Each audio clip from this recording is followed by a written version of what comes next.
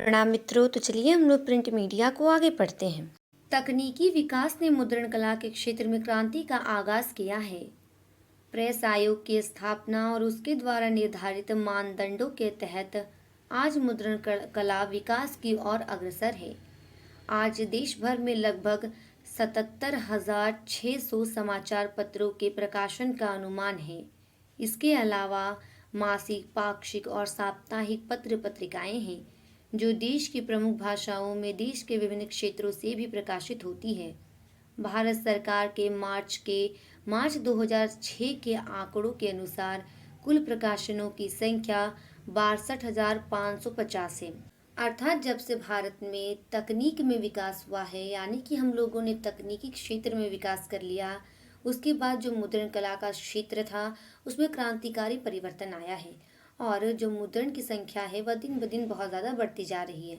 इसी प्रकार जो भारत सरकार के द्वारा मार्च 2006 के आंकड़ों के अनुसार कुल प्रकाशनों की जो संख्या है वह भारत में 62,550 बताई जाती है। कुछ समाचार पत्र जिला स्तर के हैं, परंतु अधिकांश महानगरों, राज्यों तथा केंद्र शासित प्रदेशों की राजधानियों से प्रकाशित होते हैं तथा ये क्षेत्रीय भाषाओं के समाचार पत्र देश के दूर दराज के इलाकों में भी पहुंचते हैं। छोटे छोटे समाचार पत्रों का काफी प्रभाव भी होता है। इसके लिए समाचार पत्रों को ऑडिट ब्यूरो ऑफ सर्कुलेशन से पंजीकृत होना आवश्यक है।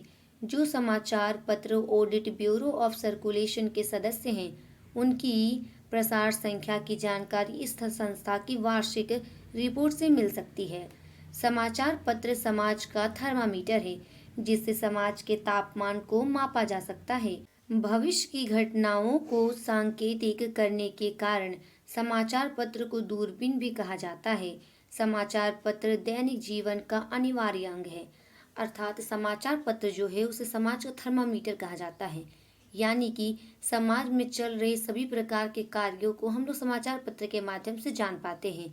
उसी के साथ साथ जो भविष्य में जो क्रियाएं होंगी उसका भी संकेत हमें समाचार पत्र से प्राप्त होता है, यानी कि भविष्य में होने वाले कार्यों की जो संभावनाएं हैं वह हमें समाचार पत्र से प्राप्त होती है। यह प्रबुद्ध पाठकों के लिए ऐसा दर्पण है जिसकी सहायता से वे विश्व की गतिविधियों, स्वराष्ट्र के उत्थान एवं पतन तथा क्षेत्र विशेष की ज्वलंत समस्याओं से परिचित होते हैं। अर्थात जैसा कि एक उक्ति प्रचलित है कि साहित्य समाज का दर्पण है, अर्थात हमें साहित्य में वही सारी चीजें दिखाई जाती हैं या हम साहित्य में वही सारी चीजें देखते हैं जो समाज में वास्तविक रूप से घटित होती है। तो यही कहा जा रहा है कि जो समाचार पत्र है वह एक दर्पण के समान कार्य करता है। अर्थात हम समाचार पत्र के माध्यम से ही विश्व की गतिविधियों, स्वराष्ट्र के उत्थान एवं पतन तथा क्षेत्र विशेष की ज्वलंत समस्याओं से परिचित होते हैं। यानी कि हम लोग समाचार पत्र की सहायता से ही हमारे देश में क्या क्या घटनाएं घटित हो रही है इस विषय में जानते हैं, विदेशों में क्या क्या घटित हो रही है इसके विषय में जानते हैं, और अपने आस पड़ोस की जो घटनाएं होती हैं उनकी समस्याओं के विषय में हम लोग जान पाते हैं समाचार पत्र के माध्यम से ही। इसलिए समाचार पत्र जो है वह पाठकों को एक दर्पण के समान सभी समस्याओं का प्रतिबिंब दिखाता है। मुद्रण कला के विकास के साथ ही समाचार पत्र व्यापक हुआ। आज तो वह सार्वजनिक सुलभ ज्ञान विज्ञान का संवाहक बन चुका है। इंग्लैंड के न्यूज़पेपर लाइबल रजिस्ट्रेशन एक्ट के अनुसार कोई भी पर्चा समाचार पत्र कहा जाएगा, बशर्ते कि उसमें सार्वजनिक समाचार पत्र सूचनाएं छपी हो अथवा इन समाचारों के संबंध में कोई टीका टिप्पणी हो और वह एक निश्चित अवधि के बाद, जो 26 दिन से अधिक भी ना हो, बिक्री के लिए प्रकाशित होता है। अर्थात इंग्लैंड के न्यूज़पेपर लाइबल रजिस्ट्रेशन एक्ट के अनुसार वे सभी पर्चे जो हैं वे एक समाचार पत्र कहे जाएंगे जिनमें समाज में घटित समस्याओं को दिखाया जाता हो, यानी कि समाज में घटित हो रही जो घटनाएं हैं उसके विषय में बताने वाला प्रत्येक पर्चा जो है वह समाचार पत्र कहा जाएगा। भारतीय प्रेस एक्ट के अनुरूप समाचार पत्र ऐसे नियतकालीन पत्र को कहते हैं जिसमें सार्वजनिक समाचार होते हैं या उससे संबंधित टिप्पणी प्राप्त होती है। अर्थात भारतीय प्रेस एक्ट के अनुसार हम उसे समाचार पत्र कहेंगे जिसमें सार्वजनिक समाचार हो या तो उससे संबंधित जो टिप्पणियां हैं वे हमें उससे प्राप्त हो जाएगी, तो उसे हम एक समाचार पत्र कह सकते हैं। किसी कागज में सब लोग के समाचार, जानकारियां, घटनाएं हो और जो बिक्री के नियत स्थान पर छापा जाता हो, समाचार पत्र कहलाता है। इसी परिभाषा के अंतर्गत दैनिक ही नहीं, साप्ताहिक, पाक्षिक, मासिक सभी प्रकार के प्रकाशन आ जाते हैं। 1556 ईस्वी में यूरोप के शहरों में युद्ध एवं व्यापार से संबंधित हस्तलिखित समाचार पत्र जब श्रोतागण सुनते थे तो उसके लिए उन्हें एक गजेटा मतलब छोटा सिक्का देना पड़ता था। उसी गजेटा के नाम पर समाचार पत्रों को गजेटा कहा जाने लगा। संप्रति गजट तो सूचना पत्र तथा समाचार पत्र का पर्याय हो चुका है। अर्थात 1556 ईस्वी में जो यूरोप के शहरों में युद्ध या व्यापार हो रहे थे, उन सभी के लिए कुछ लोग ऐसे थे जो कि हस्तलिखित समाचार पत्र उन लोगों को सुनाया करते थे। यानी कि जहाँ पर युद्ध होता था वहाँ से कोई व्यक्ति समाचार की सूचना लेकर के आता था और उसी सूचना को कोई व्यक्ति सभी श्रोतागण को यानी कि लोगों को सुनाया करते थे और लोग उस सूचना को सुनने के बदले एक गजेटा यानी कि एक छोटा सिक्का दिया करते थे। इसीलिए समाचार पत्रों को गजेटा कहा जाने लगा और इसी के नाम पर हमारे भारत में भी एक पत्र निकला था जिसका नाम था बंगाल गजट। सन 1757 में प्लासी का युद्ध लॉर्ड क्लाइव की धूर्तता और मीर जाफर की गद्दारी के कारण ब्रिटेन ने जीत लिया। शताब्दी के अंत तक अंग्रेज औद्योगिक बंगाल को कृषक बंगाल और समृद्ध को गरीबी में बदलने में कामयाब हो गए।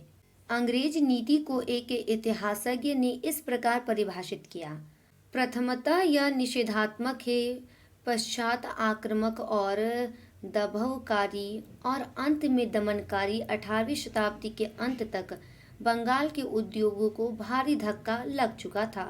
प्लासी की लड़ाई के समय तक अंग्रेजों की व्यापारिक नीति थी कि वे भारतीय उद्योग का उत्पादन कम कीमत में खरीदकर यूरोप में उचित कीमत में बेचते थे।